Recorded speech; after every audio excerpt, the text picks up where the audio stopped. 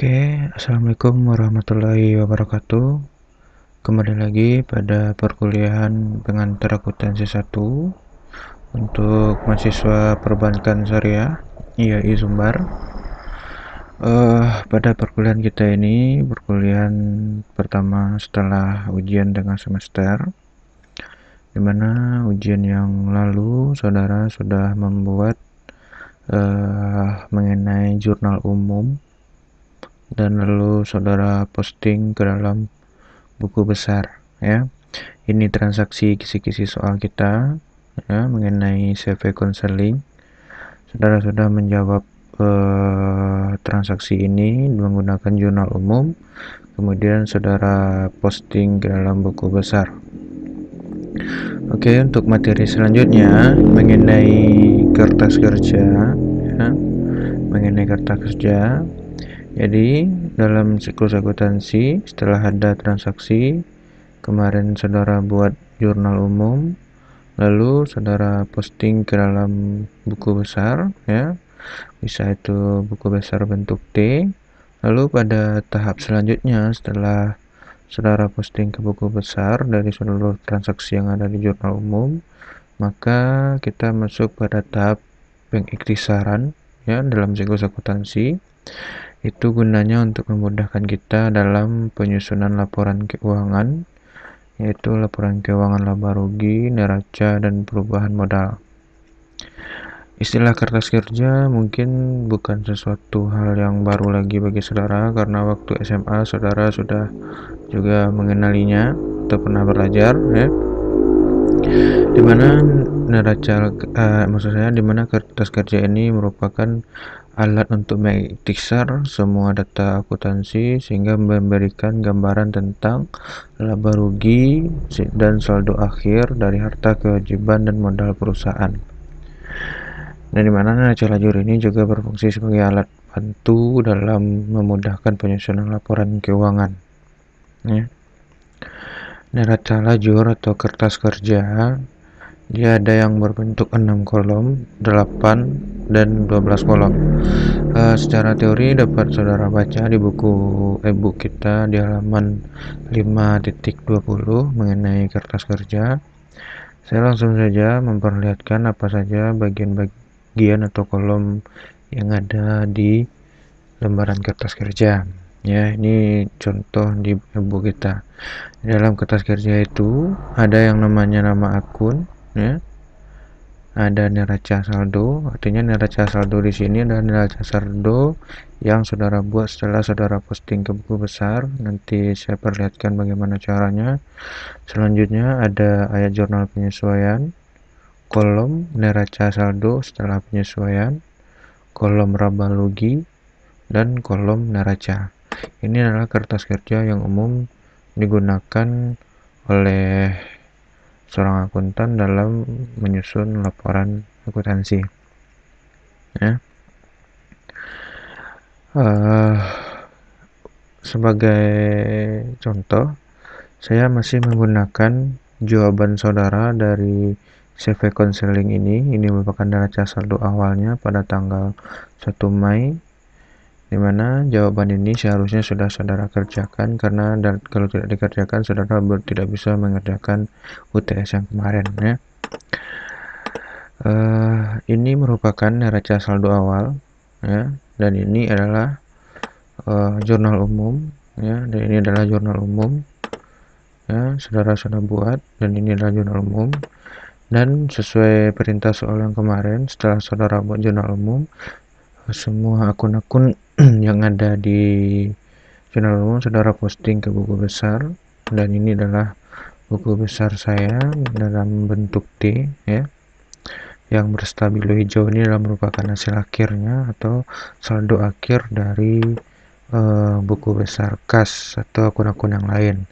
Saldo akhir dari buku besar kas setelah kita masukkan semua transaksi itu berjumlah Rp49.612.000. Begitu juga dengan akun-akun yang lain, ya. Saudara bisa lihat buku besar bentuk T, ya, ini. Oke, yang berwarna hijau adalah saldo akhirnya. Akun-akun ini, saldo akhir ini selanjutnya saudara posting ke dalam buku, maksudnya saudara posting ke dalam kertas kerja sehingga dia berbentuk seperti ini ya. Masing-masing akun saudara posting ke dalam kertas kerja atau neraca rajur saudara ya. Saya contohkan misalkan kas, di sini kas bersaldo debit 49 juta. Angka ini diperoleh dari buku besar ya, buku besar, hasil saldo akhir dari buku besar kas. Contohnya lagi piutang usaha, saldo akhirnya adalah 5 juta dan kita posting ke dalam kertas kerja juga 5 juta sesuai saldo normalnya, debit kah apa kredit. Tinggal saudara pindahkan semua saldo akhir termasuk juga beban-beban pendapatan sehingga menunjukkan jumlah yang seimbang antara debit dan kreditnya ya. Ini baru pada sampai neraca saldo ya, sampai neraca saldo.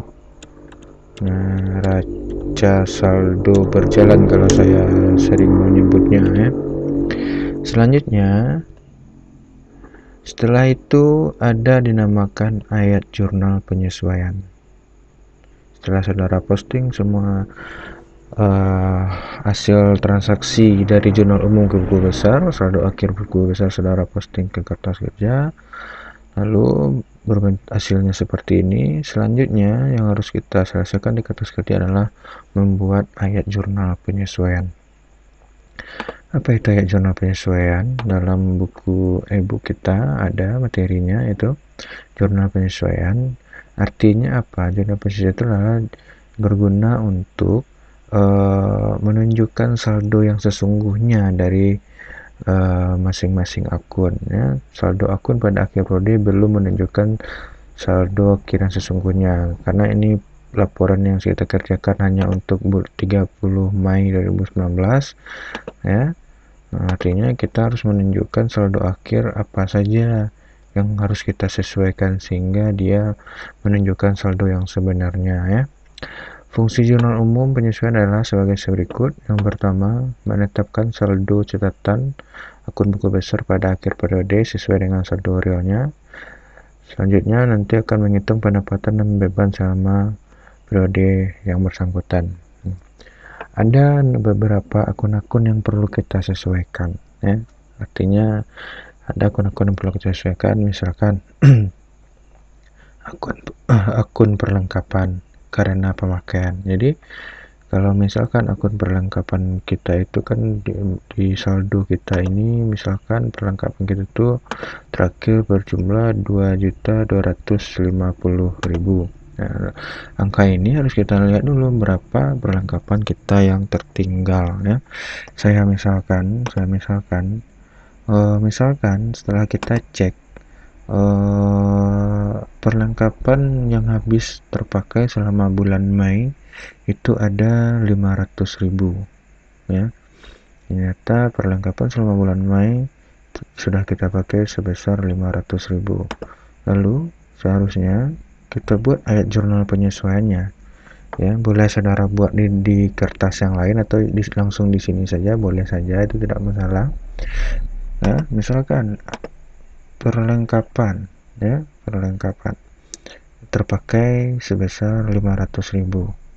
Lalu apa jurnalnya? Jika ada setelah kita selesaikan selama bulan Mei perlengkapan itu habis sebesar 500.000. Jurnalnya apa ya? Artinya itu sudah habis terpakai. Jika perlengkapan kita sudah habis terpakai, artinya muncul nanti beban ya, beban perlengkapan di debit dan perlengkapan berkurang di kredit sebesar 500.000. Jadi muncul akun baru yaitu beban perlengkapan ya, beban perlengkapan sebesar 500.000 ya. Ini belum sebesar 500.000 ya. Dan kreditnya perlengkapan sebesar 500.000 juga.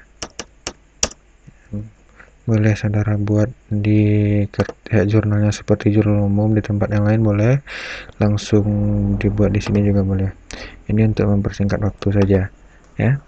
Jadi setelah kita periksa, ada ayat jurnal penyesuaiannya, perlengkapan yang kita pakai selama bulan Mei itu sebesar 500.000 habis. Jadi setelah ini, jadi jurnalnya beban perlengkapan debit 500.000 dan perlengkapan kredit 500.000 ya. Selanjutnya, hal yang perlu kita sesuaikan itu akun biaya yang akun biaya yang dibayar di muka karena waktu telah dijalani. Misalkan di sini seperti sewa dibayar di muka ya, sewa dibayar di muka. Sewa dibayar di muka. Kita ada akun sewa dibayar muka. Ternyata sewa dibayar di muka ini selama bulan Mei, sewa yang kita gunakan itu telah kita pakai sebesar 1 juta. Taruhlah itu sewa gedung misalkan. Jadi sewa gedung untuk bulan Mei ini sebesar 1 juta telah habis kita gunakan selama bulan Mei. Jadi jurnalnya adalah beban sewa dibayar di muka ya. Beban sewa dibayar di muka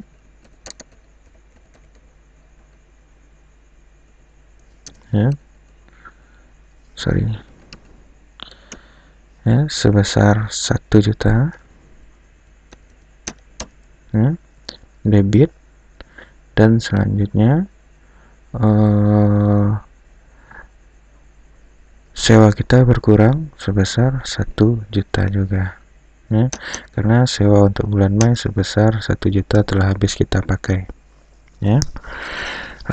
Selanjutnya yang perlu kita sesuaikan adalah seperti akun pendapatan yang belum kita terima, dan akun beban karena adanya beban yang belum diperhitungkan, atau pendapatan diterima di muka ya.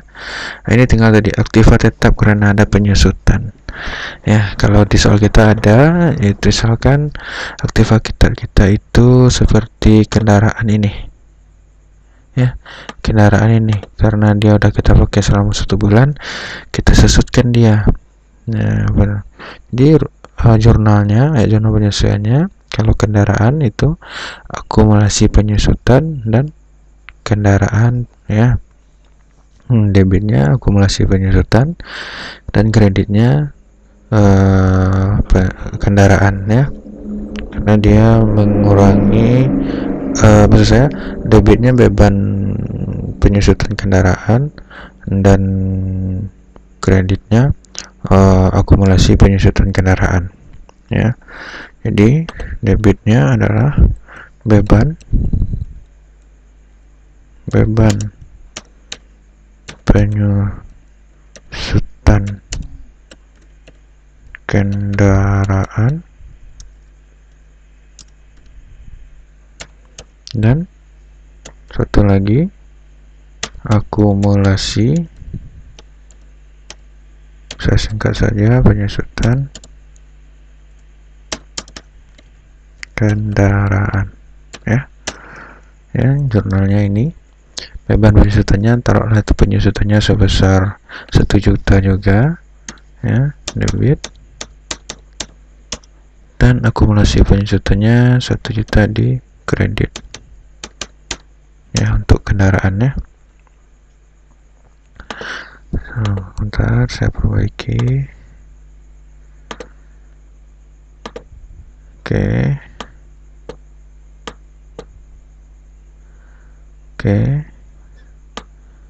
sudah. Oke, sama-sama sebesar 1 juta ya. Saya rasa ini saja sebagai contoh untuk akumulasi penyusutan ya. Saya rapikan dulu tabelnya agar saudara tidak bingung ya. Saya rapikan dulu biar lebih bagus.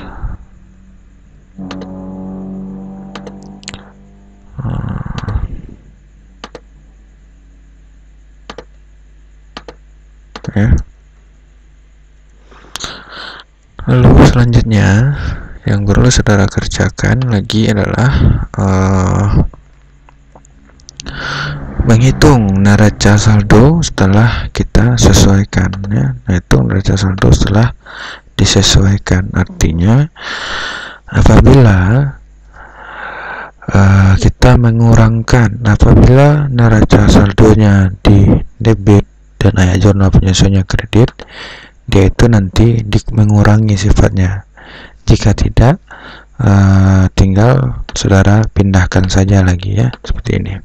Misalkan kas penyesuaiannya tidak ada, tinggal saudara pindahkan. Piutang juga tidak ada, tinggal saudara pindahkan juga. Sekarang perlengkapan, ya. Sekarang perlengkapan. Untuk perlengkapan, karena dia ada di debit sebesar 2.500.000, ada penyesuaiannya sebesar 500, artinya dia dikurang nanti, ya. Artinya neraca saldo di debit dikurang dengan ayat jurnal penyesuaiannya, maka dia tetap saldonya di debit karena jumlah debit lebih besar daripada kredit, ya.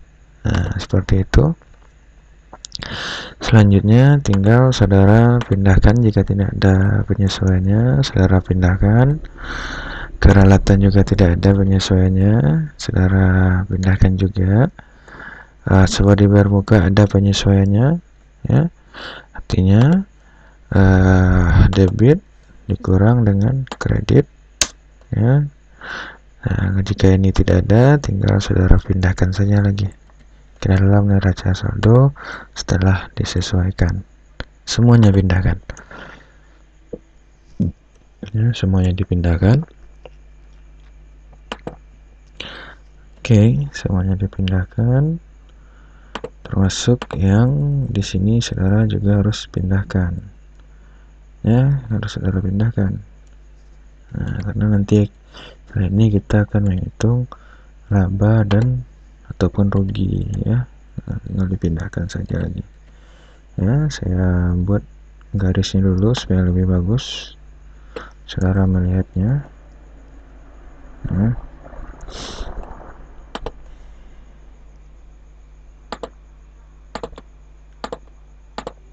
Oke, ya, saya lebih bagus saudara lihatnya.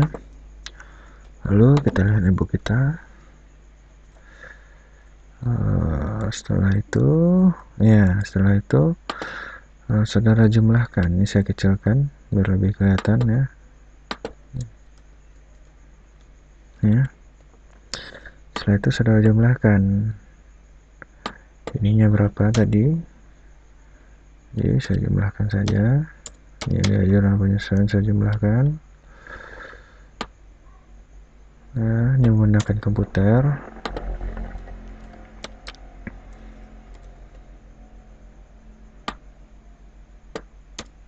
Ya, seharusnya sama, ya. Sisi debit sama kreditnya seharusnya sama. Nah, selanjutnya saya garis dulu biar lebih rapi.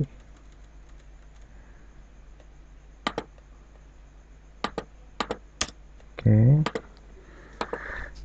saudara jumlahkan juga. Seharusnya sisi debit dan kreditnya tetap sama. Oke, kita lihat.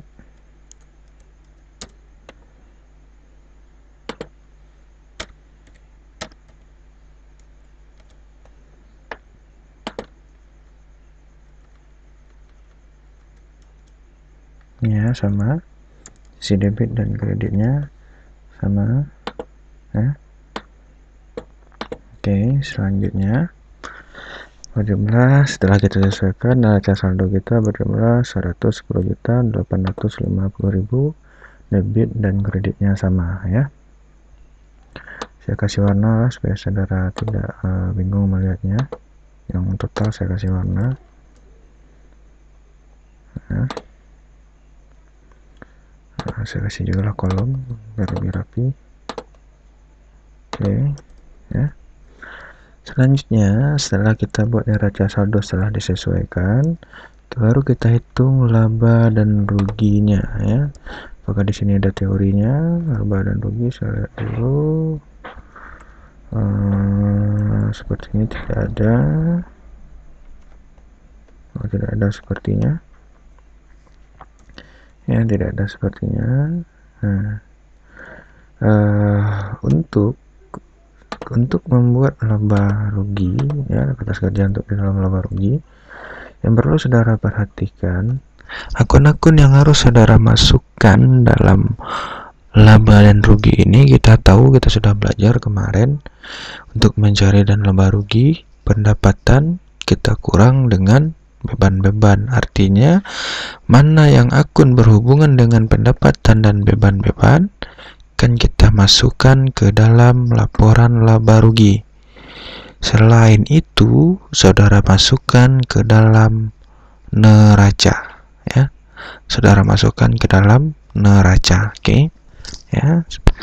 Saudara masukkan ke dalam neraca. Oke, apakah ada teorinya? Saya lihat dulu. Sepertinya tidak ada, ya. Sepertinya tidak ada.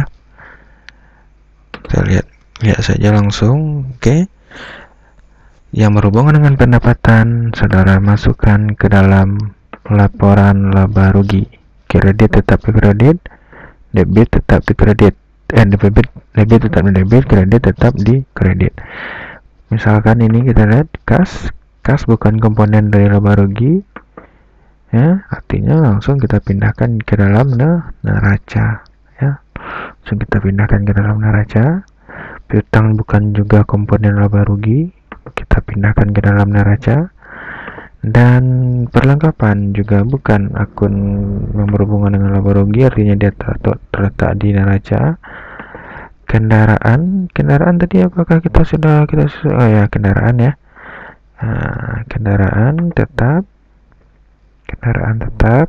ya. Peralatan, ya, peralatan tetap, tidak ada penyusutannya tadi, ya, tetap masuk ke dalam laba rugi. Sewa dibayar muka tetap masuk ke laba rugi, maksudnya masuk ke dalam neraca, maksud saya, sorry. Lalu pendapatan, untuk akun pendapatan ini, ya, akun pendapatan ini dia adalah komponen laba rugi, dia ada di kredit, tetap kita masukkan di kredit, ya. Saya besarkan sedikit. Utang usaha bukan komponen dari laba rugi, dia ada komponen di neraca, kita pindahkan dia. Kalau debit tetap di debit, kredit tetap di kredit. Utang bank juga bukan, ya. Kita lihat, kita pindahkan. Modal juga bukan, ya, tetap kita pindahkan ke neraca. Lalu beban merupakan komponen dari laba rugi. Beban gaji, konsumsi listrik kita pindahkan, langsung saja ketiganya saya pindahkan, ya, langsung saja dipindahkan. Oke. Beban perlengkapan juga komponen beban, bisa komponen laba rugi saya pindahkan juga. Beban sewa di muka dan beban penyusutan juga merupakan komponen laba rugi, ya. Berbeda dengan akumulasi penyusutan peralatan, bukan komponen laba rugi, namun dia adalah komponen neraca, ya. Bagaimana nanti di pengantar akuntansi selanjutnya akan saya jelaskan ini, ya. Dia bukan komponen akumulasi, itu dia akan mengurangi nilai kendaraan kita, karena kendaraan itu tak selamanya nilainya sebesar 21 juta, ya. Ini kita fokus lagi ke sini. Ini sudah dapat, sudah kita isi, ya. Selanjutnya kita jumlahkan, ya.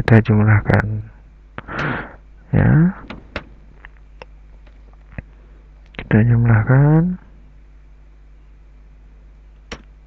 Oke.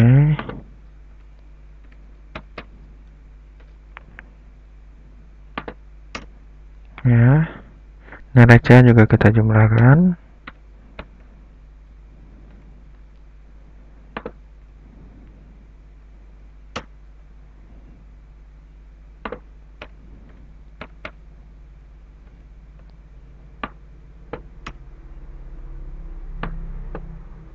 Oke.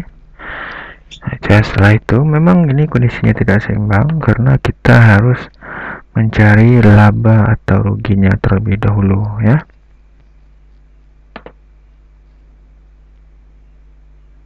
Ya. Untuk mencari laba atau rugi, ya, kita pastikan di kolom laba rugi mana yang lebih besar, sisi debitnya atau kreditnya. Jika sisi kreditnya lebih besar daripada sisi debitnya, maka perusahaan itu akan untung. Namun jika sisi debit lebih besar daripada kredit, maka pada saat itu perusahaan mengalami rugi, ya. Jawabannya sudah saudara isi pada UTS, ya. Sekarang kita kurangkan mana yang lebih besar ini, ya. Lebih besar di debit, artinya agar dia seimbang, ini kita kurangkan dengan ini, artinya ada rugi perusahaan, sisinya kredit, ya. Sisinya kredit. Jika kreditnya lebih besar daripada debitnya, baru dia untung. Di sini dia taruhlah contoh kita di halaman berapa ini, di halaman 5.26, ya. Ini perusahaannya untung, ini perusahaannya juga rugi ini, sepertinya perusahaannya juga rugi ini, yang contoh kita ini, ya. Artinya bukan perusahaannya ini untung ini, sorry, kreditnya lebih besar daripada debitnya. Kreditnya lebih besar daripada debitnya, dia untung. Sedangkan contoh kita, ya, debitnya lebih besar daripada kreditnya, ya. Dia ada rugi sebesar 4.038.000. Kita lihat selisihnya ini berapa. Selisihnya, ya,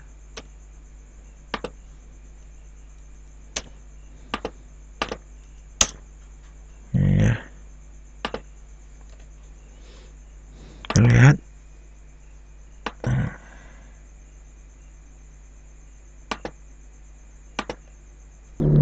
Oke, ini tidak terjadi seimbang jika dia seharusnya jumlah laba rugi dan neraca ini sama. Ternyata akumulasi penyusunan kendaraan ini kita salah letakkan, padahal saldonya ada di kredit, tapi pas di neraca kita buat dia di debit, jadi seharusnya dia ada di kredit juga, ya.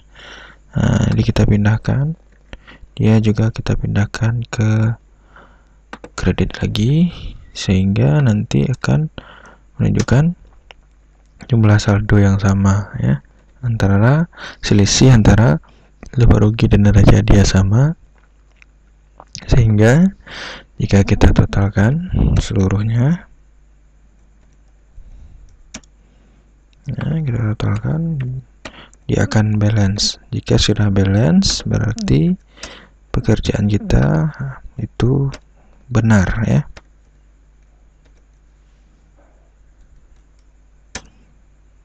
Oke.